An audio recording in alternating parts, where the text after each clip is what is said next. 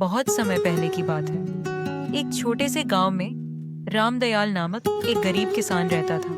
वह बहुत परिश्रमी था, लेकिन उसकी किस्मत हमेशा उसके खिलाफ रहती थी। उसकी जमीन बंजर थी, बारिश भी समय पर नहीं होती थी और उसे हमेशा फसल के नुकसान का सामना करना पड़ता था। गांव के लोग उसे ताने देते थे, कहते थे, रामदयाल, तुम्हारी मेहनत का क्या फायदा?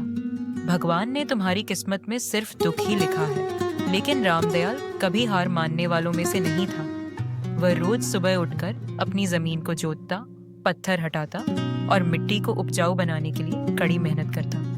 एक दिन एक वृद्ध साधु उसके खेत के पास से गुजरे। उन्होंने रामदयाल को देखा और पूछा, बेटा, इतनी मेहनत के बाद भी जब तुम्हें कुछ नहीं मिलता, तब भी तुम निराश क्यों नहीं होते? रामदयाल मुस्कुराकर बोला, बाबा, मुझे भगवान पर भरोसा है। अगर मैं सच्चे मन से परिश्रम करता रहूं, तो एक दिन मेरी मेहनत रंग लाएगी। साधु उसकी बात सुनकर प्रसन्न हुए और आशीर्वाद देकर चले गए। कुछ महीनों बाद अचानक मौसम बदला। अच्छी बारिश हुई और रामदयाल की जमीन पर पहली बार हरियाली छा गई।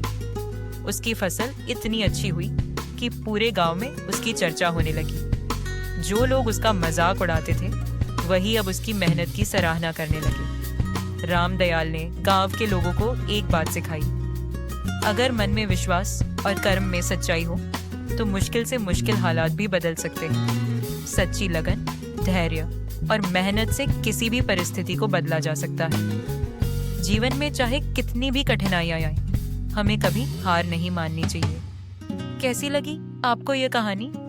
अगर अच्छी लगी हो तो अनमोल वचन कहानियां चैनल को लाइक, शेयर और सब्सक्राइब जरूर करें।